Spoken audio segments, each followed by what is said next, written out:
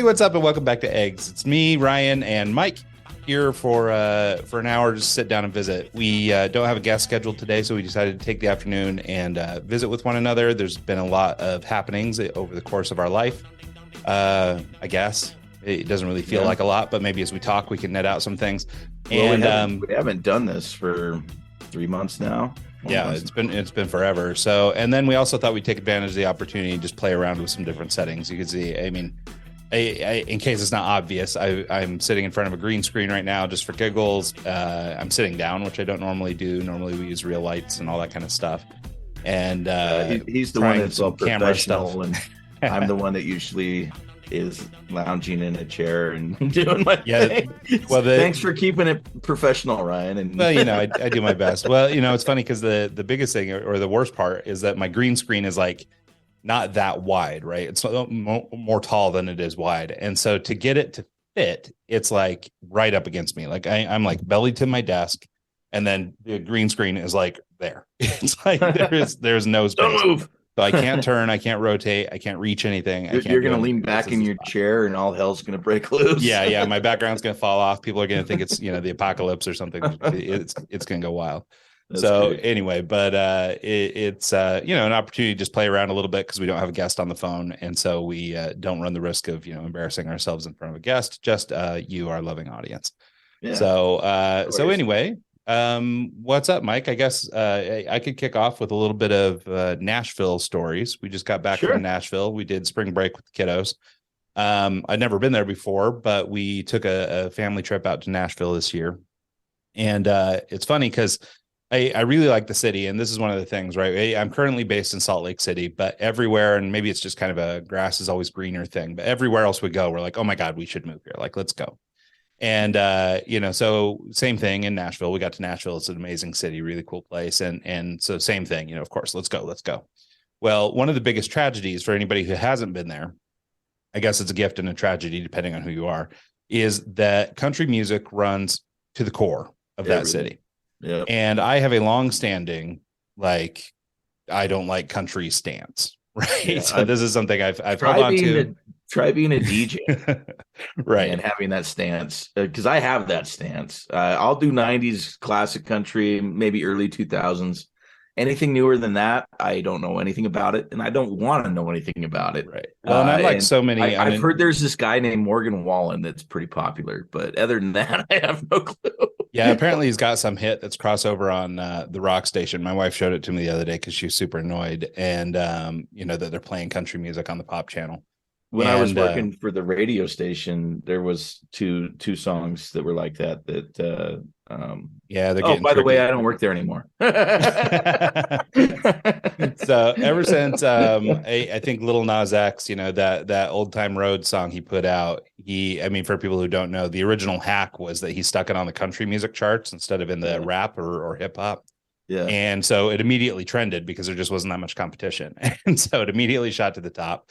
That resulted in like a Billy Ray Cyrus collaboration and some other things. And then that song went on to be like the biggest song in the world, unfortunately for all of us. Yeah. But I think, obviously there's been crossover country to rock kind of songs over the years, but it does seem like they're really fiddling with that line now. There's not a clear. It would drive me nuts when that song would come on. I would actually, when I was doing the music rotations, I would schedule it for early at like 5 a.m. so someone else had to listen to it and not me. Yeah, no, that would be my jam. So here's the problem, right? So I've been married to my wife for a long time, like 20 something years, maybe 20. And it's been long held that my sister-in-law and brother-in-law are big country fans, and we are not. And we've taken every opportunity for the prior 20 years to shit on their music taste and tell them how bad it is. And, and every time they're like, oh, check out this new song, so-and-so put out this new song, check it out. It's like, oh, dog shit. We just, constantly shitting on country music. So here's my concern with moving to Nashville.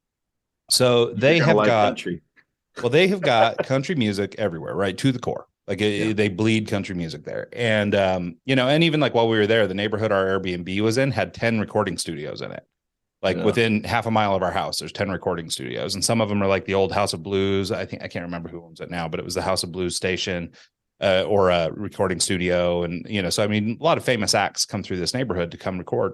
And, but to Mike's point, one thing I am also, as it comes to music anyway, is a live music guy. I really love live music, and I can appreciate a great musician, great singer, great whatever, and like can be instantly wooed by like a great voice, great musician, great whatever, right?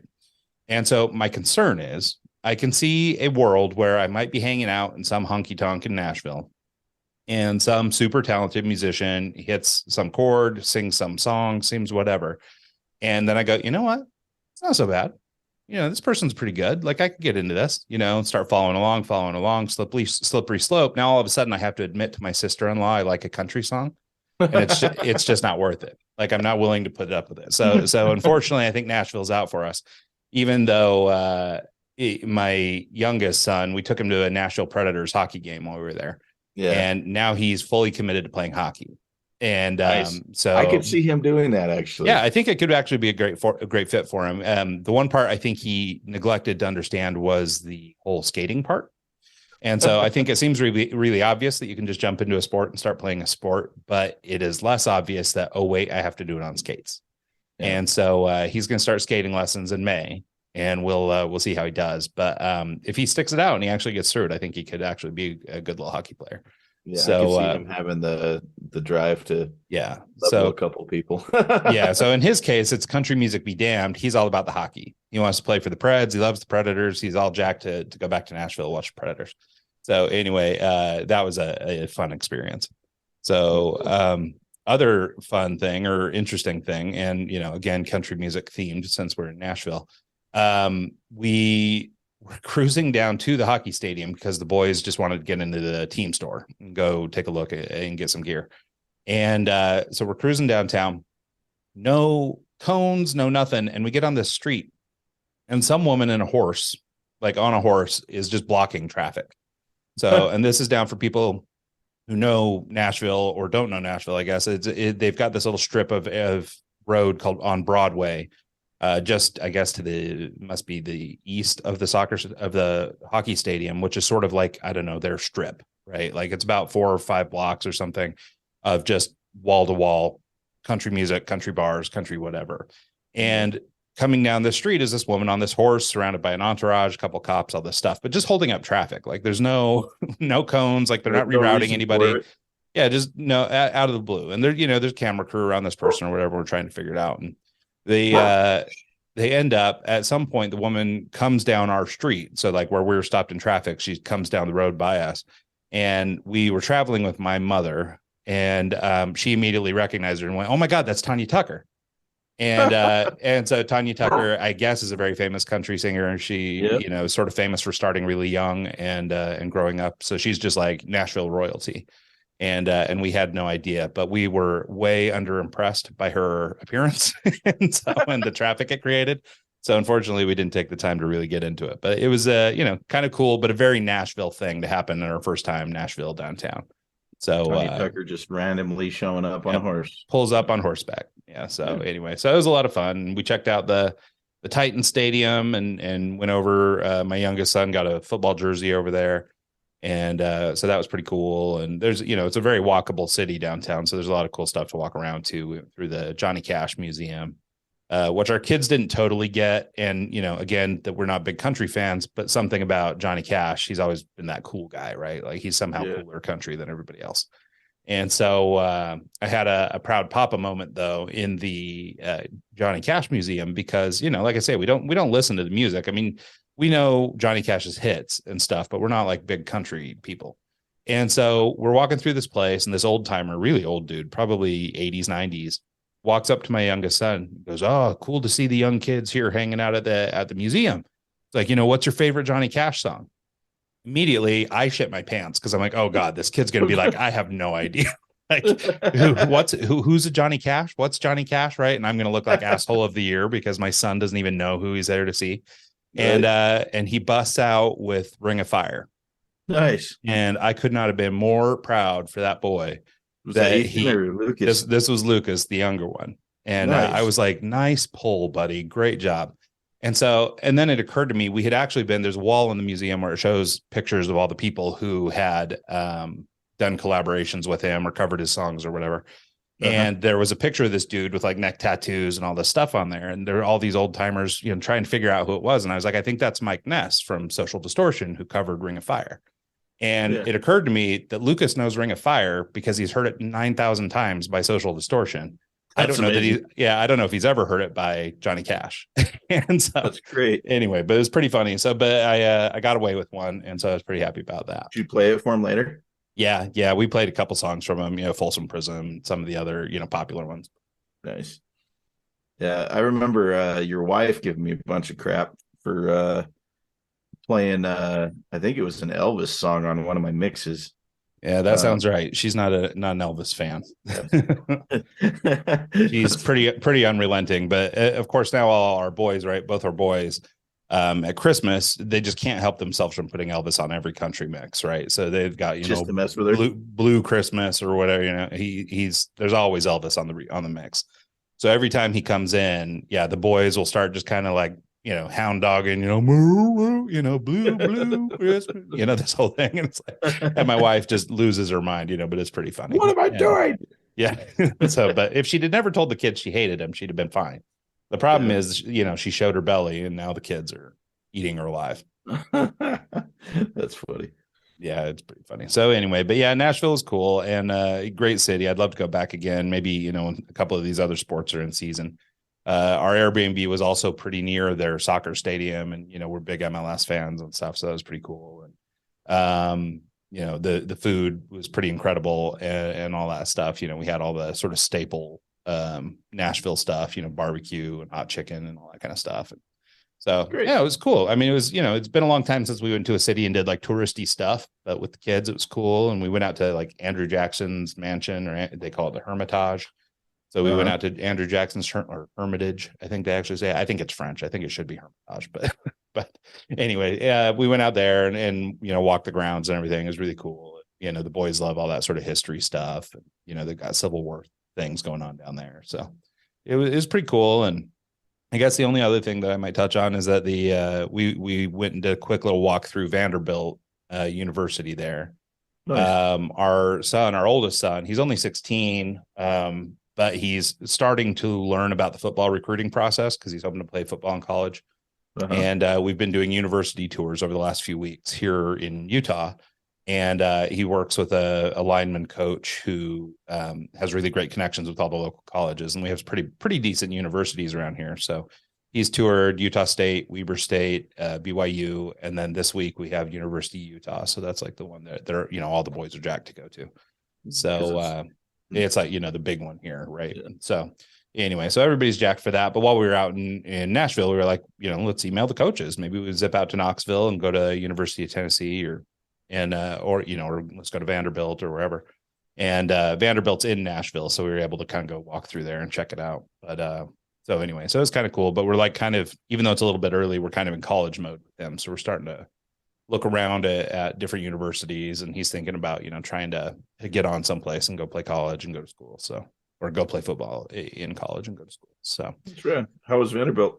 Vanderbilt's cool, man. It's beautiful. And, it's a very Vanderbilt, like the guy Vanderbilt kind of place, right? I mean, everything looks like these giant stone castles and stuff. I mean, it's a really cool place. And like I've seen other like Vanderbilt buildings and stuff. And in fact, I think somewhere out there, North Carolina or someplace, or South Carolina, there's a Vanderbilt mansion you can go tour that kind of looks like this, just big spires and lots of stonework and stuff. It's really cool. And in fact, right across the street from there is a scale replica of the Greek Parthenon. Oh, wow. In just Nashville, which seems weird. But I guess it was there for like a World's Fair or something like that. And I guess the people in Nashville liked it so much they wanted to keep it. So because they just built it for the event, but ended up keeping it. I couldn't imagine having built it for an event though. Like it's all stone and everything. It's like a legit Parthenon. And so pretty wild. Like the London Bridge that they moved to some small podunk town in Lake Havasu. Yeah. Yeah, I've been on it actually. Yeah, no, it's and so yeah, when my grandparents retired, they would go to Havasu in the winter, and so yeah, we've been over to the London Bridge over there. But yeah, no, so anyway, it's kind of cool. But anyway, it was cool to see all that stuff, and we had a good time. I think it'd be really fun to go back to Nashville with adults, Yeah. because we couldn't really do the bar scene. We couldn't really walk around, check stuff out. It's cool though. They do let kids into those bars until 7. Okay. So you could go and have lunch or whatever with your kids down there and kind of let them get exposed a little bit to the vibe, which is cool. But after 7, they shut it down and it's grown up party. And it's very Vegas like. Apparently they took the crown from Vegas for bachelorette parties. But apparently really? it's like the hottest place in the city or in the country for bachelorette parties now. So anyway, there's a lot of that. In fact, I think there was a party at our Airbnb that like before we came in, and because we there was like trash everywhere and the dumpsters were overflowing, and including the inflatable sex doll that was hanging out of the dumpster. So it was pretty awesome. And so I think somebody had a party, but it wouldn't have been that big a deal. But the showers had like women's hair stuck on the walls. Oh yeah. And which is gross, but I can live with it. But my wife was like not having it. So that was like another drama. But anyway, it worked out good. It wasn't that big a deal, but it was just kind of funny because like it was clear that whoever was there was partying harder than we were with our boys. So yeah. Anyway, well, that sounds like a fun trip. Yeah, I think you'd dig it. And actually, as I was seeing all these like recording studios and stuff, I was like, God, if Mike were here, if it was just me and Mike, like we could just go door to door and go check out these places because it's just sit in on a session and something, because I mean they're everywhere. And I couldn't even believe it because like the neighborhood that our Airbnb was in, it's called Berry Hill, and it's very much like a little neighborhood, like little houses and, nothing fancy. The condo we were in was a little bit newer, but I mean, most of the houses around us are probably from the 50s, 60s, sort of that era, kind of not giant houses, just houses. But like every other house has now been converted into a business, so it's like a salon or whatever. And, so there are a ton of these studios in there and then, a couple barbecue spots and different food places and stuff. And so it was a cool neighborhood. Like it'd be an awesome neighborhood to live in. That's rad. Yeah, I could get down to some recording. I actually just recorded a country artist for was it 3-4 weeks ago? A guy named Lane Bowen. So you're part of the problem. Yeah, I know. It's exactly right. I actually you got a real good rock vibe. You should do some rock music. Lean into that, buddy. Lean into it. It's like, nah, man, I'm on country. I'm like, all right. Very talented though. He's really, really good. Coming out of Idaho, and he's starting to record some originals. I recorded a couple live sets with him, and they turned out really well. Pretty cool. Yeah, that's cool. No, I think what it is that bugs me about country music is there's something performative about it, right? Because they're putting on the twang, they're putting on all that stuff. Like even if you're a good old country boy, like I don't think it's how you'd sing. Like I think if you were singing, like you wouldn't do like the like that kind of stuff. Like I just don't think you would. Maybe you would. Like maybe I'm just an idiot, and I'm sure we will get some comments from the country lovers on this show. But but I mean, it just seems to me like you're putting on the act. You know what I mean? Yeah. And and you see it in all genres. It's not exclusive to country. I mean, like so much of like rap music is really derivative of those who came before them, and so is country music and rock music. Yeah, right. And so, I mean, right. Well, that's a good example, right? I mean, as soon as the what's it called? The little voice modulator deal. Yeah. As soon as auto-tune hit, like everybody's auto-tune. Yeah. And as soon as somebody gets a hit record, with like mumble rap, boom, it's mumble rap everywhere. As soon as Lil Pump drops a Gucci Gang, everybody's, repeating the same lyric over and over and over again. It's like, so there's so much derivative work out there that, I mean, but I think that for me then is where it kind of loses some authenticity, right? It doesn't sound like it's you. It sounds like it's you playing a character. So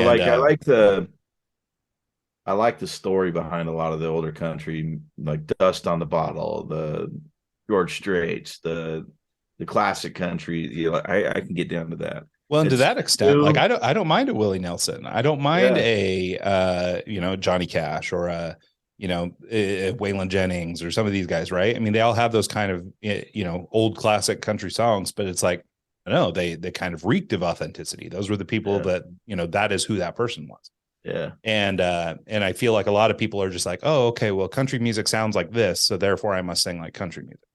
Yeah. Instead of just being a musician and doing whatever you're doing. And, not to degrade the people who are very talented, because obviously there are great, some amazing musicians out there. It's just not my cup of tea, but I think that's what it is. And I think you're right. I think there's they're kind of, overdoing the twang.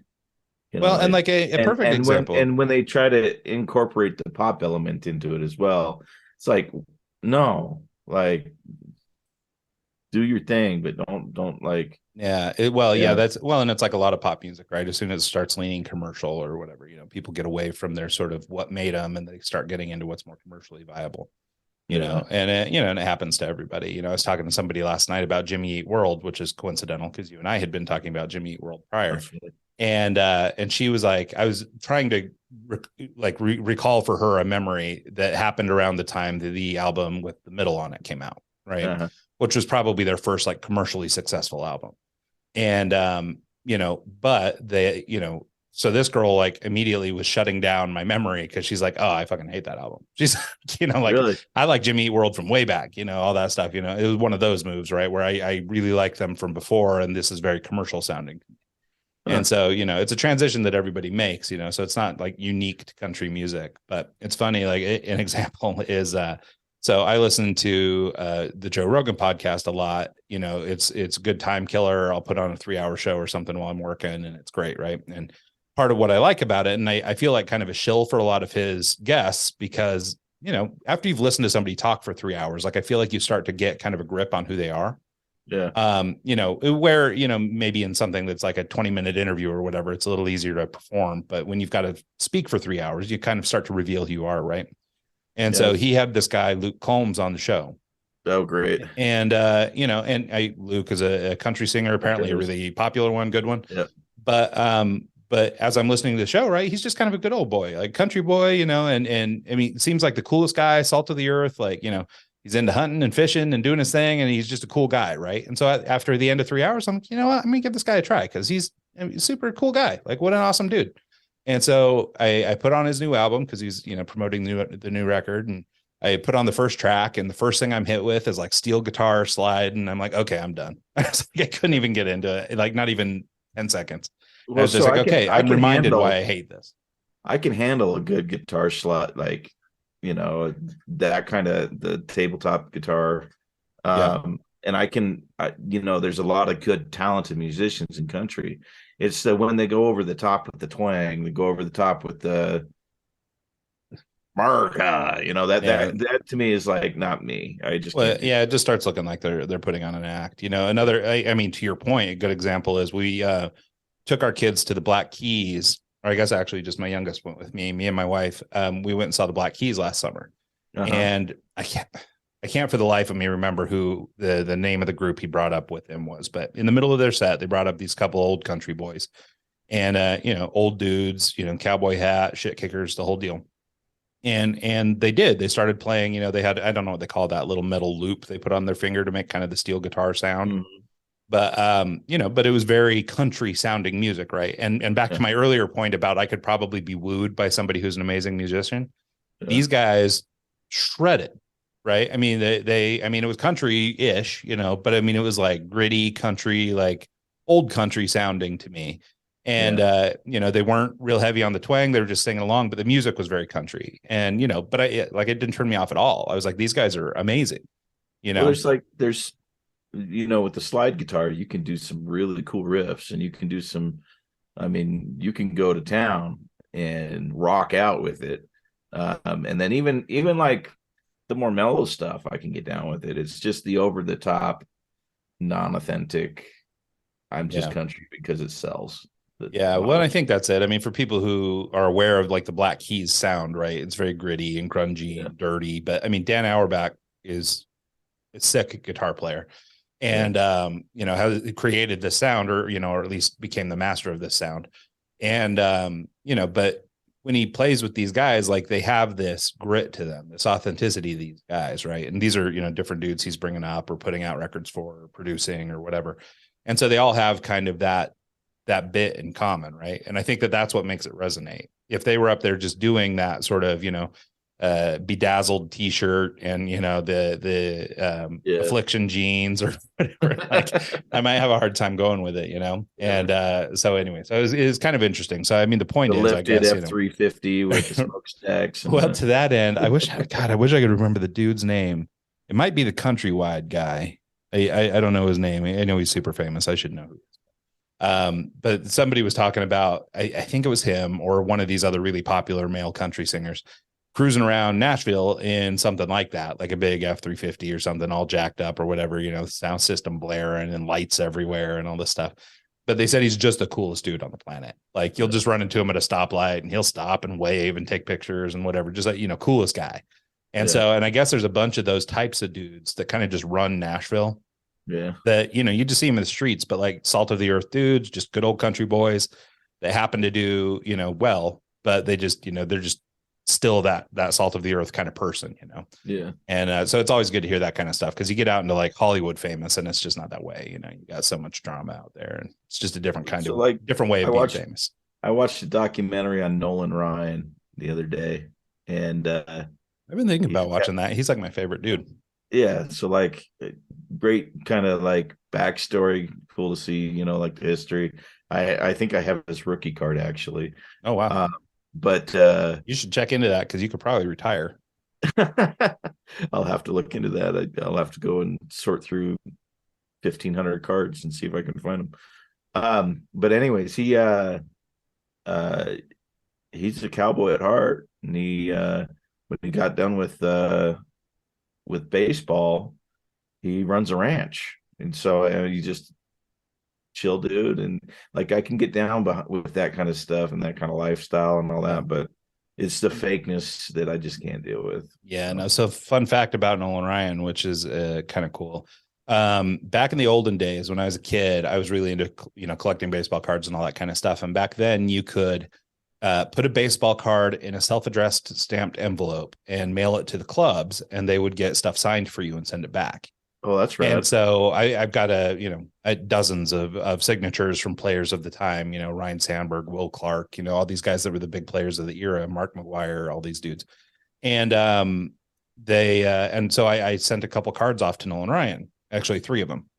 And the first 2 times I sent him cards, he wouldn't send back the card, or the club wouldn't send back the card. They would send back a little black and white photo that had been signed. Right. And there were a couple that they used to use like these auto pen things, right? So they could sort of, it's a real signature, but it was done by robot, right? So he doesn't really have to sign 500 things. Yeah.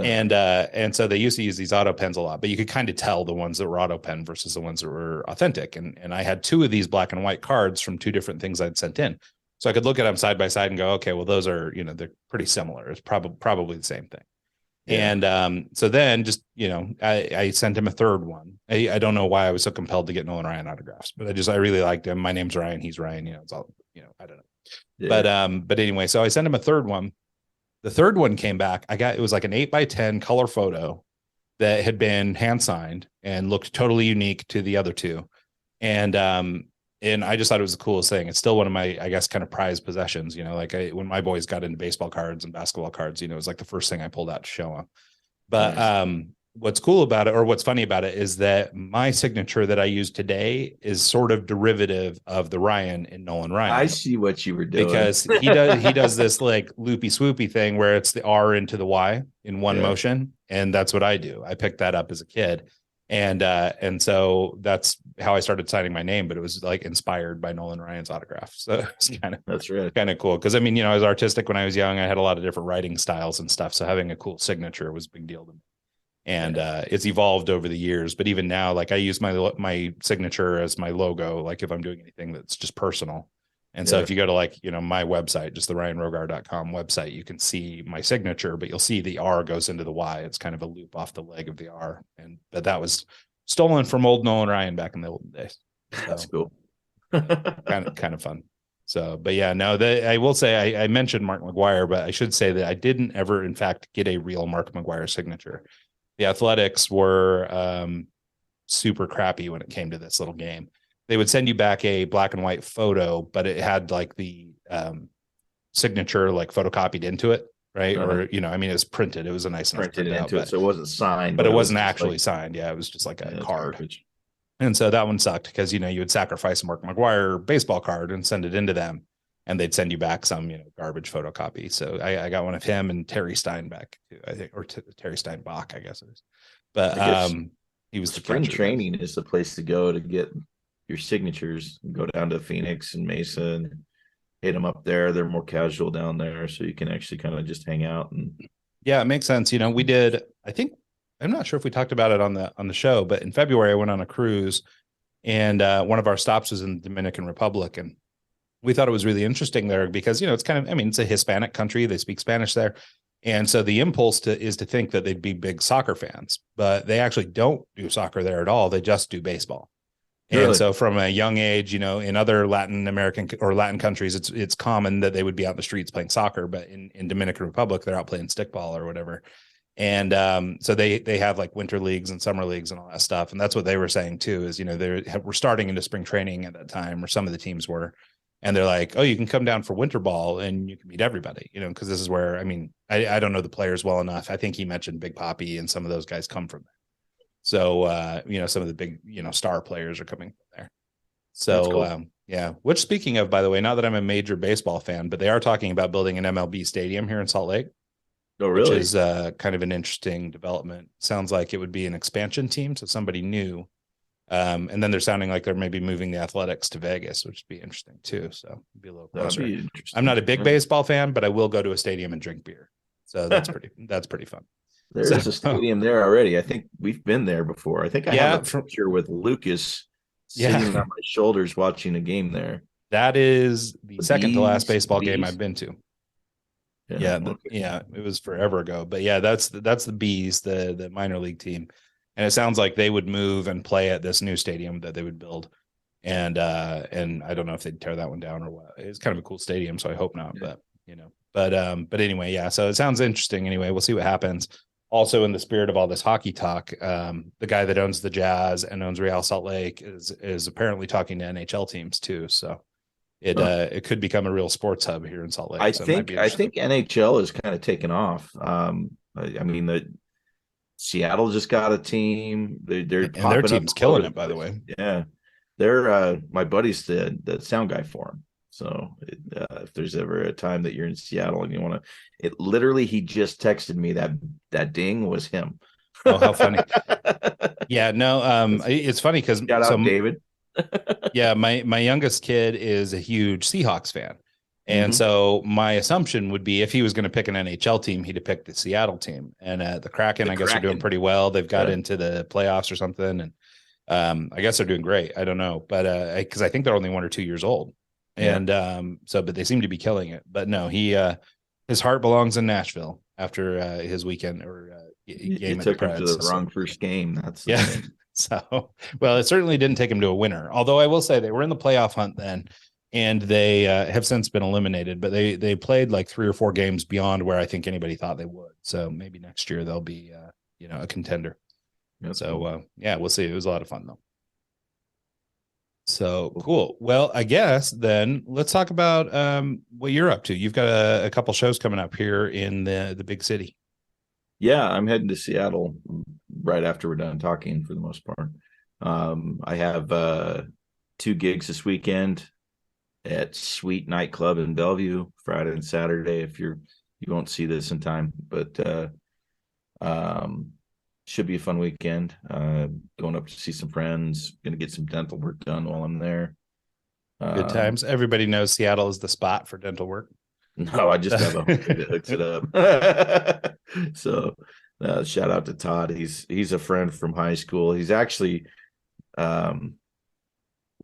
so when I started DJing back in '96, he was my roadie. He would come help set up and tear down. And when I was going to say, didn't he DJ a little bit too? I have like a vague recollection of maybe making a DJ logo for him at some point. Yeah. I mean, I don't think he was doing it as a professional, but he was, just take a gig here and there. Yeah. He still does just for fun. He does like a random school dance here and there, just to bust equipment out. I think his nieces and nephews are actually using it more than he is. Oh, that's funny. One of his family members, his brother, all his kids play in a band together, and they're actually pretty good. So they use his PA for band rehearsal and for doing shows. And one of them is kind of DJing as well. So it's getting passed down the lineage. Oh, that's awesome. Yeah, it's funny.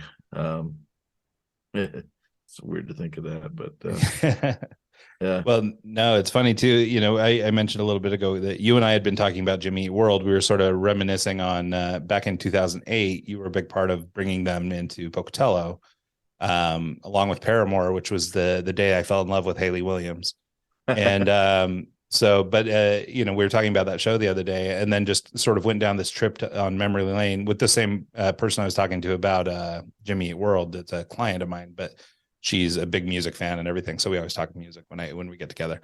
But we were talking about sort of just all the Phoenix bands we used to work with. You know, I mean, Jimmy Eat World being from down there too, but the you know, the mess of the bands that we were down there with, and there's probably 20 or 30 of them. Yeah, it's been really, I mean, it's cool. And when I have those talks or when I sit and think about all that stuff, I really start to miss working in the business. Right. And so I'm jealous of you, you know, because at least you're getting to kind of touch it a little more and actually actively getting more into it lately. So well, I've been doing it a lot more lately, mainly just trying to build a portfolio of work. There's a lot of really talented musicians here in the area. We started this open mic thing about a year ago. And every now and then we do these showcases where we have open mic for the first hour or two, and then the last hour is, instead of a 15-minute set, they get the full hour. And so the bands that stand out that are really good, I'll bring some lights in, and then I'll multi-track record them, mix it down, and film it at the same time, so I can do a clean audio mix down, and then overlay the video and have like professionally recorded content to give them, just as a, hey, thanks for doing the showcase. And it's kind of opened some doors. I booked some actual engineering gigs where the pay's not great, but it's, you know, they're actually paying me to go and do that, which is cool. It's not the kind of money I make when I'm doing weddings and doing that kind of stuff, but it's paid practice. It's kind of like when I go DJ at a club, you know, it's not wedding money, but it's paid practice. So it's kind of the same thing. And it's nice to, you know, get the reps in, just to be ready for, you know, down the road. Well, it's super cool too. And I mean, we've talked about it before on the show, but I mean, you have like some actual, you know, formal education around audio engineering. And so, I mean, it's exciting to see that you actually get to use it, right? Because I mean, you just, you know, unless you stay in that business, right? Unless you're working around those people, even as a DJ or whatever, the skills are totally different. And so, you know, so what you're doing. So it's like miking techniques for drum kits. It's you got up to 30 inputs. You know, we've had 24 at one point that we're all recording at the same time, and you know, managing the EQ and compression on each channel, and sending reverb and delay and all sorts of stuff to vocals. And you have to deal with feedback issues, like if there's one guitar in particular that I have to EQ every time he gets on, because it just feeds back really bad. So you have to notch it in certain frequencies just to avoid that feedback issue. And, you know, there's a lot more going on in the live sound world than, you know, two channels on a DJ mixer. But I mean, that's completely, I mean, it's like comparing a piano to a saxophone. They're two different instruments, two different things.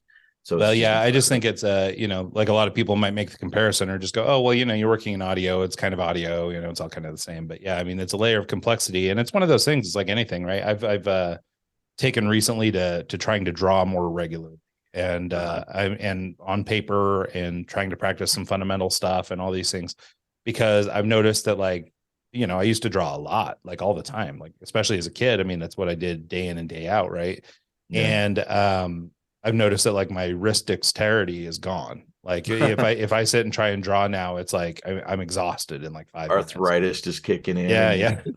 And so, well, and I just noticed I wasn't able to reproduce things in my head as easily as I used to be able to, you know. And you know, it's like anything, you know, like audio engineering or any other skill. It's just like, if you don't use it, you can lose it, right? And I always kind of took it for granted because I was always sort of artistic and all that. But you know, I mean, I got into computers pretty young, and, you know, so I really transitioned from physical art to digital stuff, and, you know, never really looked back. Right. And so it was kind of, less important to me to do much more beyond, maybe sketching or whatever for a concept and then just moving right into the computer. And so now I'm trying to do it the other way around. I'm really interested in getting into doing some actual fine art type stuff, like some painting and things. And I've talked about it before on the show and still not started for anybody keeping track. But I have a real knack for buying materials and never starting. Yeah. Right. And if I'm armchair analyzing that, I think it's probably like a fear of failure kind of thing. It's like, I don't want to get into it and screw it up or do poorly. Right. I want to be good at it because I've always been artistic, even though I've never really been a painter. Yeah. And, so the expectation isn't really there. Nobody's putting this pressure on me but myself. But I think that that's what I do. And because I mean, like if you go into my little art studio that I've put together here, I mean, it's, wall to wall with paint and brushes and easels and paint, canvases and all these things, and not one scrap of paint laid out anywhere.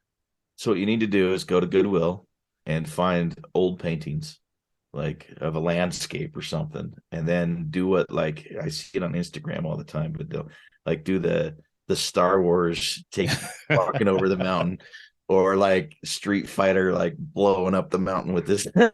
Yeah. No, I've seen those too. There's a dude at the Salt Lake farmers market that would always bring those kind of paintings out. They're awesome. Yeah. And but all I need is practice, right? I just need to be doing it. Luckily, I have an artistic inclination, so I could probably be decent at it if I was doing it. But yeah, I bought the easel, but it's still in the box. Like I haven't, built these. And I bought the paint and I bought the brushes, but I've never painted anything.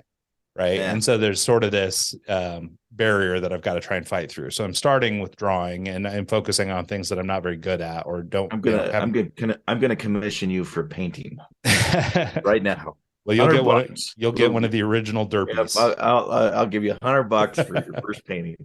Ooh, there you go. I like it. Now you're a pro. Yep, I love it. I am a paid painter.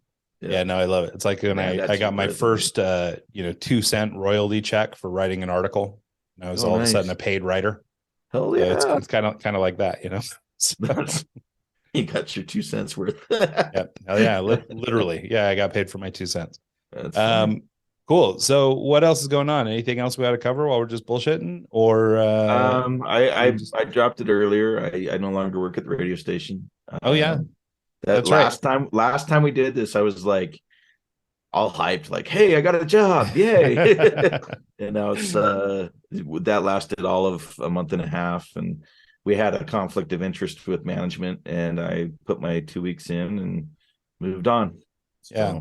Well, it's interesting to me. I mean, I don't know how deep into it you are comfortable going. But I think I won't drop names or anything, but the thing I want to focus on is I think that there's kind of a learning opportunity there, or I think it might be something that most people aren't brave enough to do, because what you did is you took a real stance on a specific thing, and I'll let you tell it because it's your story. But I think that what's so cool about the story is you really said, this is my principle and I'm going to stand behind it. And I think we live in a world today where people don't really do that.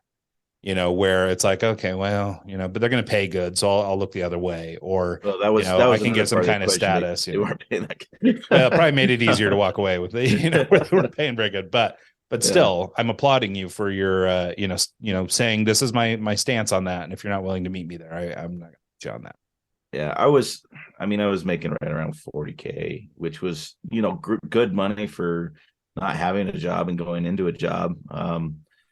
The benefits were good, so that was nice. I was really stoked about having medical, and I went and got some tests done and x-rays and all that fun stuff, and so that was cool. But well, and yeah, for freelancers or people wondering why that's a big deal, I mean, yeah, if you spend a lot of time as a freelancer or self-employed, those things aren't always rights. They're kind of privileges. So getting those things, you have to make a decision whether you're going to pay a bill or go see the doctor. So that was like a main concern of mine, was like, I just got benefits, and there were a couple of things that were kind of iffy with my health that I wanted to get checked out, and quitting or like putting my 2 weeks in was kind of sketch, because I was like, what if it comes back bad? And I it kind of came to a head where I had to either say, no, I'm done, or say, okay to do. Let me just tell you what happened. they wanted me to do a mix show. They wanted me to do 4 hours a week of DJing, like scratching and mixing and creating content for the radio station. And I was like, hell yeah, let's do that. That's awesome. I've done it for other stations. You can hear a bunch of it on my website. You can go and listen to it. And by the way, back in the olden days, when I actually listened to this radio station, this thing they were asking you to do was my favorite thing they did. Yeah. Yeah. And there was a lot of people that were hyped and stoked about it.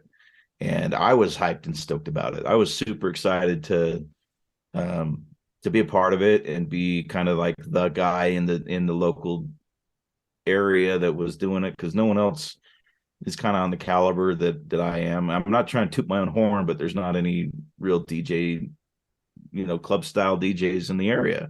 Well, and so you can toot your horn a little bit. I mean, you're experienced, and most radio stations don't have that kind of talent in-house, right? So yeah. I mean, it would be something that wouldn't be available to most places. Yeah, and they were really stoked about it. Upper management had some issues with what they wanted me to do. Is they wanted me to record these mixes, brand it for the station, but I couldn't put any of I couldn't say it was recorded by DJ Ontic. It couldn't be recorded by Mike Murray, the name I was using for the radio station. Oh crap, that's a big reveal, dude. You're like the Masked Singer. You just let everybody know who Mike Murray was. Yeah, well, I'm Mike Murray in another life. But the fact that I couldn't tag my work was a huge red flag for me, and it screamed to me that they wanted me to just produce content for them, and then once they got a quota or a certain amount, they were going to let me go or something. It's like the lack of respect and the lack of ownership on the mixes was a big red flag for me. And as I recall, and you can correct me if I'm wrong, but I think you brought this up early on too, and they seem to be on board. Because I think you kind of laid out for them that you were hoping to be able to use your name and develop sort of a personal brand in the area, that I'm DJ Ontic of or whatever, they were calling the station you were on. And, that's was the move, right? Like, I mean, part of it was use my name and, let me take credit for the things that I do. That isn't just standard radio, just playing the rotation.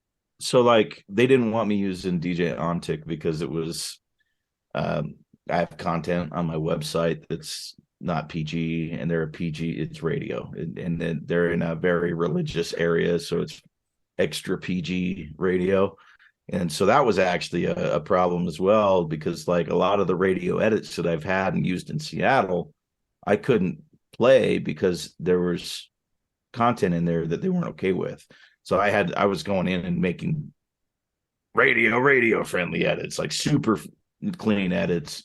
So that was on top of making the mix, making sure that everything was radio friendly and up to their standards was a lot of extra work.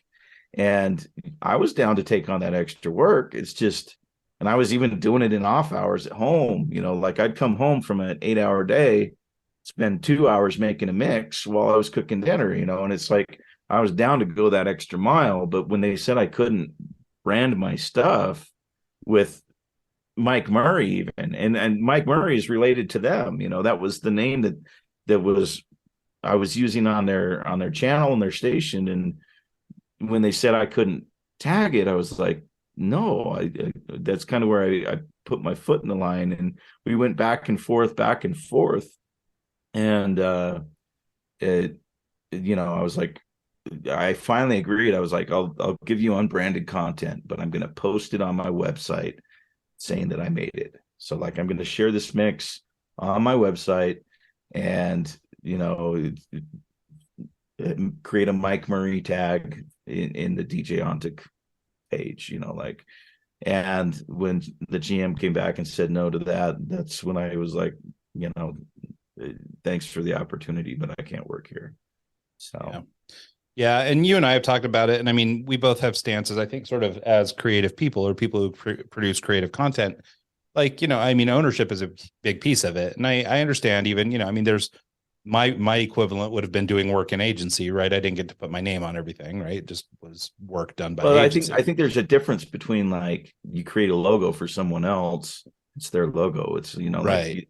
Well, but what I was going to get to is that basically, you know, but the difference would be if I worked for an agency and then I produced one of these paintings that I'm yet to paint. Yeah, that would be my painting. That wouldn't be client work. That wouldn't be something that would be asking be, like a photographer, you know, like not to copyright their stuff, or you to not sign the painting when you're done. Yeah. I mean, you make a movie and Hugh Jackman is in the credits, right? I mean, it's like, I mean, the people get credit for the work they do and, you know, their creative contributions. And I understand that maybe part of, you know, coming on the air, being on a radio station is agreeing to giving up some of your content.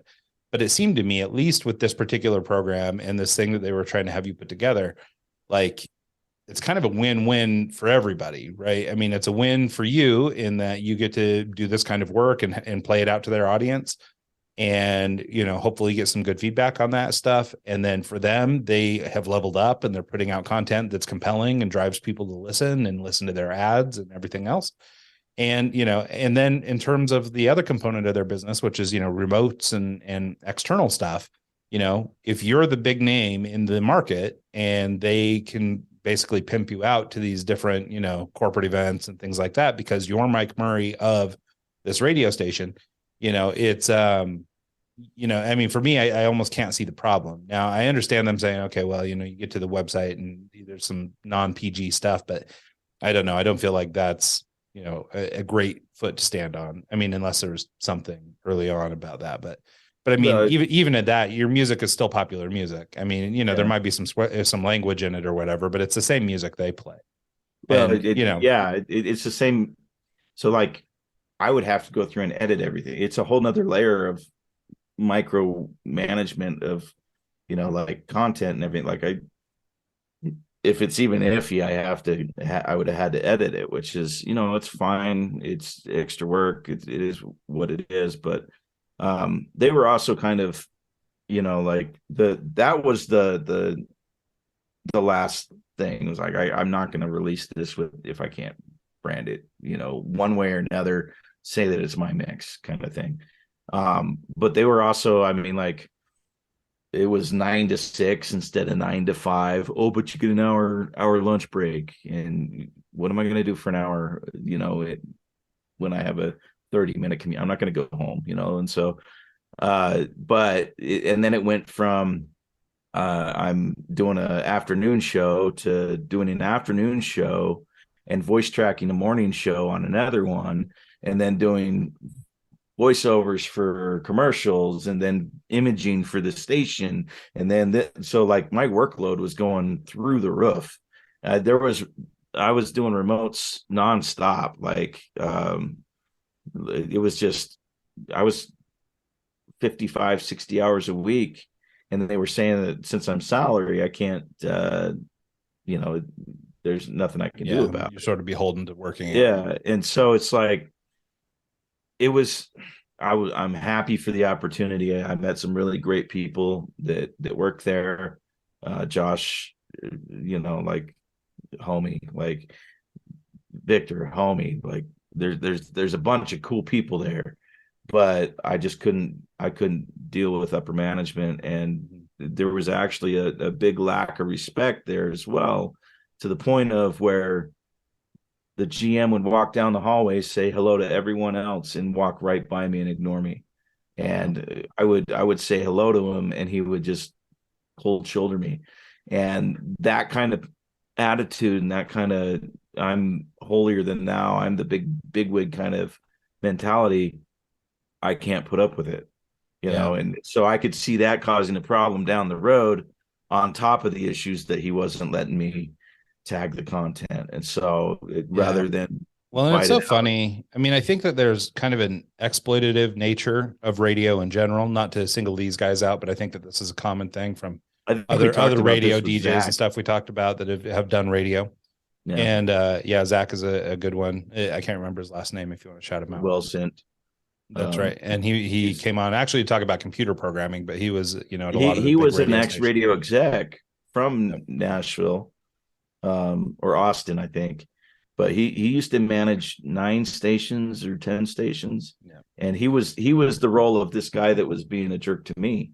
And there's a big difference between the two, I think. Like, well, it's one of those things I've never understood is when you abuse your talent, right? Because basically there is no show without talent. There is no radio station without the talent. There is no, anything, agency without the artists, right? I mean, like you can't do your thing without those people. But I think that radio has got this weird culture attached to it that's old, and they've never quite turned around on it. Like it's always stayed kind of this exploitative thing where it's like, we're actually doing you a favor, man. You get to be on our airwaves, and just think of all the people that get to listen to you, and you're going to be, neighborhood famous and all this stuff. It's like, so instead of it just being treated like a job, they treat it like they're doing you a favor, right? Like, so I don't have to pay you as much money because, like, look at what you're getting. You get to do this. You're going to be on the air. You're going to be the coolest guy in town, and, instead they should be focusing on their business practices and all that stuff. I mean, radio is a dying thing. Like, I mean, they're having to do more with less all the time. And I mean, there's a reason that they were focusing on TikTok and they're focusing on YouTube content and stuff like that. But to that end, what a deal to find a guy like you that can wear 1,000 hats, that can edit your own TikToks, who can edit your own this and that. Speaking of which, one of my TikToks went viral and got over 1 million plays for them. So it's like, yeah. And that's the point, right? Well, and that's the thing, is you brought a lot of skills to the table that, I mean, obviously their prerogative to hire or not hire or keep or not keep or whatever, but it's like, feels like if you have half a brain in you go, okay, well, we're working in a business that has to run lean. We have to do the most with the least. We have to get the furthest with the, least amount of money. And we're fighting and scrapping for every ad dollar we can get. And I've got this guy that can do everything. Like, he's good on the air. He's good with the people. He's good. He understands music. He knows how to edit. He, can create social content. He can do X, Y, and Z. It's like, if you're bootstrapping and you're really trying to run a business lean, a guy like that seems to me like a real mitzvah, like, I mean, that's the kind of thing you're looking for, is somebody like that. Yeah. Because nowadays you get so many specialists, right? Maybe somebody that's great on the air, but they don't know how to edit anything, or maybe they, aren't good with people, but they're great talent or something, I mean, like there's all these different things. And to find somebody that's, so many things in one, a real Swiss Army knife seems to me like a gift. It made me like wonder, it's like, there's people there that all they do is show up and do the on-air stuff. And I had the mix show, the voice tracking, the imaging, the everything. And it's like, like, come on, man. Like I'm going way above and beyond, and you won't even just let me tag my music. Like that's all I want. I just want 2 seconds to say DJ Ontic mix or Mike Murray mix, and the funny thing is we actually had the imaging made. And when I had recorded 16 or 18 mixes right around there. We're ready to go for backlog to launch, because we were really close to launching. And I started editing them to add the imaging for the station, like you're in the mix with, whatever. And they heard Mike Murray, like mixing live, Mike Murray, whatever, that kind of thing. Then they came in and said, hey, we need you to take all those out. And I was like, what? And then in that instant, I knew that the job was pretty much done. It was because and from this particular show that you're talking about was going to be sort of a nightclub over the radio kind of thing. Yeah. I mean, part of that vibe, like if you listen to those kind of broadcasts anywhere else, I mean, it's like, you got to come on every 15 minutes with that stupid horn, the wah, wah, wah, and you got to drop, do a drop and put a little sting in there, I mean, this is just how that genre works, so I mean, it's clear that they didn't really care about that. And when they'd done this show years ago, I mean, I think they just bought a tape basically. Yeah. Well, there's people out there that will make them unbranded and that do a good job. But what they do with those is they have syndicated ads that are built into the mix. So like the mix will end 2 minutes early, and there'll be 2 nationwide spots that are paid for to be into that kind of thing. And so for them to get that, they have to agree to have those ads on them, and they don't want to do that. Right. And so they wanted to own it outright, and I wasn't willing to create unbranded content and just give it to them. And so I kind of said no to that. Well, if nothing else, I I'm glad you had the ability to walk away, because I mean, for people who don't have the ability to go do something else, I mean, that could be a lot of money, even though, it was probably underpaying, for the real value of It you. was really nice to have a steady paycheck, man. It was like, it was well, great. And to be honest with you, I probably should have stayed and kept the job and kept the paycheck and kept the stability, but I don't operate that way. I've always been self-employed. I've always kind of done my own thing. And granted, it's nice and it's good to have that. I couldn't get past the unbranded content. I just couldn't do it. Yeah. And so actually this morning I had you're gonna laugh at this. This morning I had a job interview. You want to guess what it was for? If it's country music, I'm going to just end the show right now. No. It's working as a park ranger in Washington. Ooh, that'd be fun. Well, it's so like I do all my weddings in Chelan, and they're on Saturdays, and I'm pretty much just hanging out there, and they have a seasonal position in Lake Chelan as a park ranger. Oh, that'd be awesome. From May until September, and so it's literally the time that I'm going to be there. So I'll get by. It's just I don't, yeah. No, it's funny. You can use that as an opportunity to get in like crazy shape, though. We were in Moab a year ago or a couple of years ago, and we decided to walk up to the Delicate Arch. So people who don't know what the Delicate Arch is, it's the big thing that Utah is famous for, the big stone arch that you see on the license plates and all that kind of stuff. And it's really cool. But the walk to it, I mean, I think it's only like a mile and a half or something, but it's like a mile and a half straight up a mountain. Right? So I mean, it doesn't sound like it's very far, but it's far. That's do you remember when I hiked Eleanor and that lady was trying to go up there with the goats and her kid and their dog? Yeah, it's exactly that. Right? And so it's the craziest thing. But we ran into a park ranger up there, right? And to be more specific, we ran into him about 8 times in the time it took us to get to the top. He hiked it up and back and up and back and up and back.